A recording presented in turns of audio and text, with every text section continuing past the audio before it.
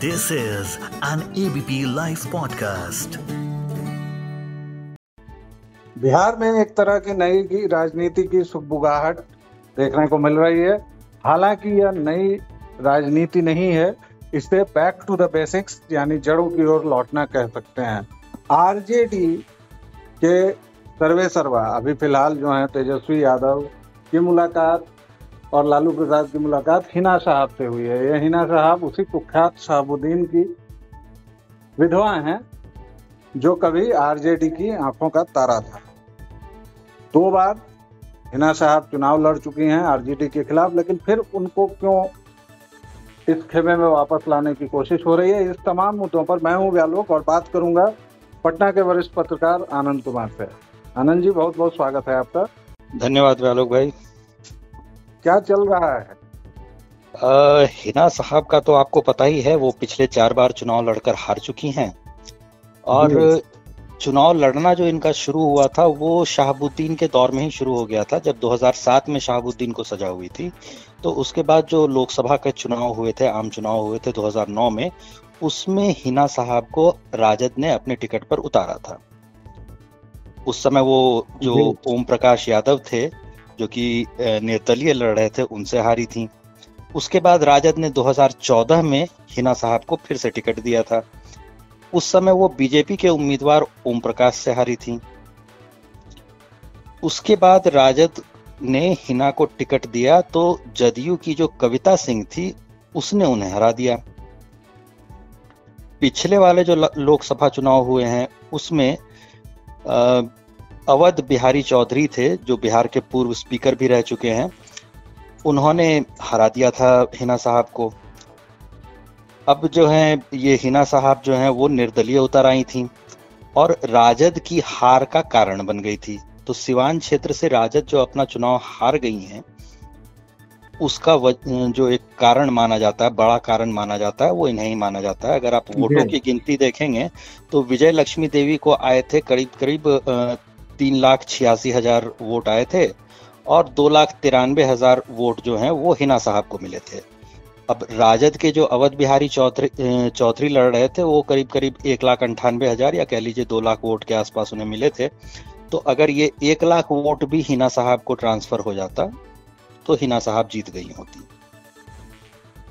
तो इसलिए अचानक से जो है वो जीत हार का जो अंतर होता है वो राजद को नजर आने लगा है, राजद के नए नेताओं को नजर आने लगा है, ऐसे कहिए। लेकिन कुछ लोग ये भी कह रहे हैं कि तेजस्वी बैक टू बेसिक्स जा रहे हैं, यानी जंगल राज की जो बात पिछली पीढ़ी करती है या जिसने देखा था, यानी लालू प्रसाद के शासनकाल पर जिस पर हाईकोर्ट की टिप्पणी थी, है जंगल राज शब्द का इस्तेमाल हाईकोर्ट ने किया था, क्या उसी दौर में फिर से बिहार को ले जाने की बात हो रही है?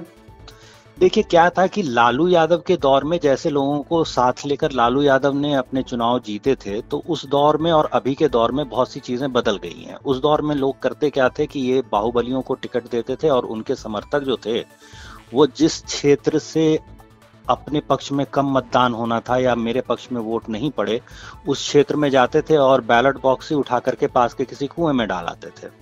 ये सारी घटनाएं जो हैं ऑन रिकॉर्ड हैं कि ऐसा हुआ था।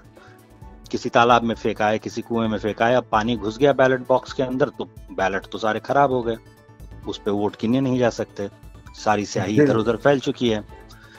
तो अब क्या है कि अब हमारे पास ईवीएम होता है, तो इसलिए आप पाएंगे कि ईवीएम का विरोध कर रही होती है जो राजद जैसी पार्टियां होती हैं वो, क्योंकि वो ईवीएम को उतनी आसानी से हैक नहीं कर सकते, चुनाव को अपने पक्ष में जबरदस्ती खींच के नहीं कर सकते। लेकिन उसके बावजूद एक दूसरा फायदा होता है, अगर मतदाता को मतदान केंद्र तक पहुंचने ही नहीं दिया जाए, डरा धमका के बीच में ही रोक दिया जाए, तो भी असर पड़ेगा। और ये चीज जो है वो तेजस्वी यादव को समझ में आने लगी है। तो शुरुआत में तो ये जो सेक्शन था जिसको आप कह सकते हैं कि जो बाहुबलियों वाला सेक्शन था, वो सेक्शन एक दूसरे भाई को दिया गया था, मगर उस दूसरे भाई से उतना संभला नहीं। अगर आप पुराने मामलों की जो जांच पुलिस की थी उसको देखेंगे तो बाद में कई लोगों के छुपे होने की जो जगह थी वो एक दूसरे वाला जो भाई है उसके घर में छुपा हुआ था। पुलिस जब दबिश दे रही थी तो ऐसा भी बताया जाता है कि पटना में उनके सरकारी आवास पे छुपा हुआ था। जी। तो अब जो है वो सीधे सीधे तेजस्वी यादव के संपर्क में आ रहे हैं, और तेजस्वी यादव जो है उनसे खुद भी संपर्क साधने की कोशिश कर रहे हैं। जब एक भाई से संभला नहीं तो राजद ने असल में कभी भी ये जंगल राज की रणनीति जो थी उनकी वो छोड़ी नहीं थी जी। इसके अलावा एक और चीज होती है जो देखने लायक हो जाती है, वो ये होती है कि जब राजद से हिना साहब की दूरी बढ़ी, तो जैसे ये दूरी बढ़ी तो ओसामा यानी कि शहाबुद्दीन छपाक के सुपुत्र जो हैं, तो उन्होंने क्या किया था कि उन्होंने विरोध में बयान देने शुरू किए थे, और इसकी वजह से हो ऐसा रहा था, या समाज में संदेश ये जा रहा था कि मुसलमानों को इस्तेमाल करने के बाद राजद ने छोड़ दिया, तो राजद का जो माय समीकरण था वो इससे टूट जाता था, और इसकी वजह से राजद जो है वो जीत नहीं पा रही थी।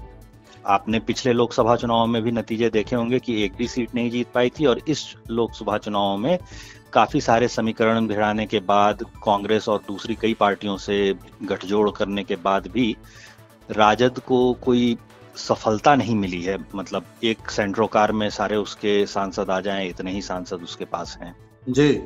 और राजद के शासनकाल की प्रशंसा कोट अनकोट तो खुद अनंत सिंह ने की है, जो खुद एक माफिया हैं। अभी हाल में जब वो बाहर आए थे, जी, अभी हाल में जब वो बाहर आए थे, उस समय का उनका बयान था, जब वो एक पेरोल पर अपने जमीन के कुछ मामले सुलझाने के लिए 15 दिनों के लिए बाहर आए थे, ठीक लोकसभा चुनाव से कुछ पहले। उस समय उनसे पत्रकार जब बात कर रहे थे तो उन्होंने साफ साफ कहा था कि इन्होंने जंगल राज जिन्होंने देखा नहीं, उन्हें कोई अंदाजा नहीं है कि जंगल राज क्या होता है। अगर आपको जरा सा भी जिस आदमी को अंदाजा होगा कि जंगल राज क्या होता है, जो भी 40 वर्ष का है जिसने जंगल राज देख रखा है, वो सपने में भी नहीं सोचेगा कि जंगल राज वापस आए। अब जब अनंत सिंह जैसा बाहुबली ये कहता है कि सपने में भी नहीं सोचेगा जंगल राज वापस आए, तो आप समझ सकते हैं कि कैसी भयावह स्थिति रही होगी। यानी आरजेडी का शासनकाल। और खैर, नेताओं की तो प्रतिबद्धता बदलती रहती है, चढ़ती रहती है, और इसी क्रम में इस नए समीकरण, नई जुगलबंदी को देखें जहां तेजस्वी मिल रहे हैं हिना साहब से। जी, राजद के जो लोग हैं वो लोग तो इस पर बयान देने से बच रहे हैं, क्योंकि अभी तक लगता है कि मामला कुछ फाइनल हो नहीं पाया है जी। और जो विपक्ष की पार्टियां हैं यानी भाजपा और जदयू जो हैं, वो लोग आराम से स्वीकार रहे हैं। उसके सारे देखिए नेता जो हैं वो 50 वर्ष की आयु के लपेटे में आ जाते हैं। तो जो बिहार में अभी जितने भी नेता आपको मिलेंगे, जिनको युवा नेता भी कहा जाता है, उन सब ने भी खुद जंगल राज देख रखा है। इन सबको पता है कि शाम 6 बजे के बाद अगर 7 बज जाए किसी बच्चे को घर लौटने में, तो उस समय जंगल राज में स्थिति ऐसी थी कि घर में लोग रोना पीटना शुरू कर देते थे कि पता नहीं मेरा बेटा कहाँ गया या क्या हो गया उसका। एक आखिरी सवाल, MY समीकरण को दुरुस्त करने की कोशिश हो रही है, OBC में सभी को लाने की कोशिश हो रही है, क्योंकि तभी A to Z राजनीति कर रहे हैं तेजस्वी।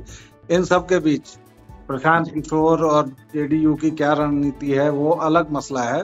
फिलहाल अब 1 साल से कम समय बचा है बिहार के विधानसभा चुनाव में, कैसे देख रहे हैं, किस तरफ राजद का समीकरण जाता दिख रहा है? राजद के लिए स्थिति बहुत ही बिगड़ी हुई है। राजद की स्थिति इसलिए बिगड़ी हुई है क्योंकि अगर आप रैलियों में जाकर के देखेंगे कि प्रशांत किशोर के साथ जो रैलियों में लोग दिख रहे होते हैं या वहाँ जो भीड़ दिख रही होती है उसमें कौन लोग हैं, तो आपको चेहरा पहचानने में जरा भी मुश्किल नहीं होगी। ये सब के सब जो हैं वो राजद के पुराने कार्यकर्ता हैं जी। तो अधिकतर राजद वाले जो थे, उन्होंने जैसे ही देखा कि ये नैया डूब रही है, तो उन्होंने एक बेहतर नाव जो है वो तलाश करनी शुरू कर दी है। तो इसकी वजह से बहुत दिक्कतें हो रही हैं। राजद इस मामले में एक आधिकारिक चिट्ठी भी जारी कर चुकी है जी।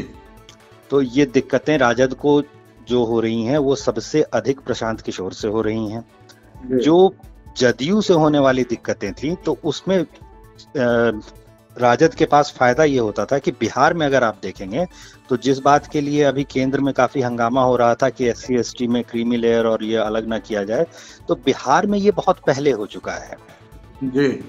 बिहार में आपको पता ही है कि OBC और EBC अलग अलग होते हैं, और 2005 में ही नीतीश कुमार जी ने महादलित एक कैटेगरी अलग कर दी थी जी। दलितों में भी महादलित एक कैटेगरी अलग कर दी थी, और उसमें मुस्लिम जातियां भी थीं, हलालखोर और लालबेगी जैसी जातियां भी थीं उसमें, जो कि दलितों में गिनी जा रही थी, या उनको दलितों वाले लाभ मिल रहे थे।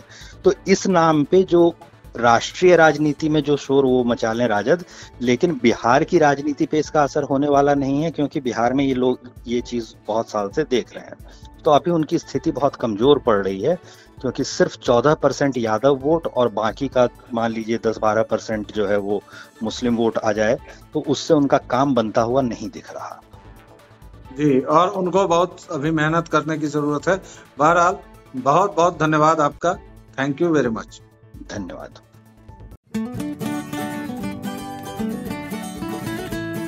This is an ABP Life podcast.